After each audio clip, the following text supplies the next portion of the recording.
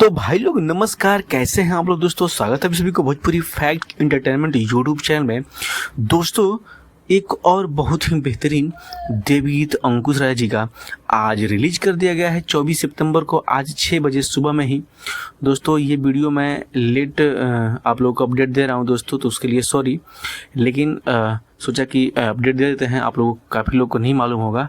सो दोस्तों आज 6 बजे ही वेब म्यूजिक के यूट्यूब चैनल पर एक बहुत ही बेहतरीन वीडियो सॉन्ग भक्ति देवी गीत रिलीज कर दिया गया है। जिस सॉन्ग का टाइटल है आप लोग देख सकते हैं, जीजा आई नवरात्र में।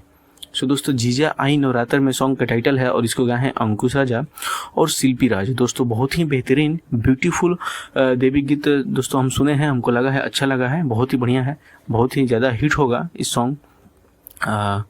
मैं उम्मीद करता हूँ तो आप लोगों को भी पसंद आएगा। सो दोस्तों इस गीत को लिखे हैं बोस रामपुरी जी, संगीत है आर्या शर्मा जी का। दोस्तों बहुत ही बेहतरीन देवी गीत है और इसमें एक्ट्रेस हैं शिल्पी रघवानी। सो दोस्तों अभी तक आप लोग नहीं सुने तो जाइए सुनिए, मजा लीजिए सॉन्ग का। बहुत ही बेहतरीन सॉन्ग बनाया गया है, बहुत ही बेहतरीन सॉन्ग है दोस्तों।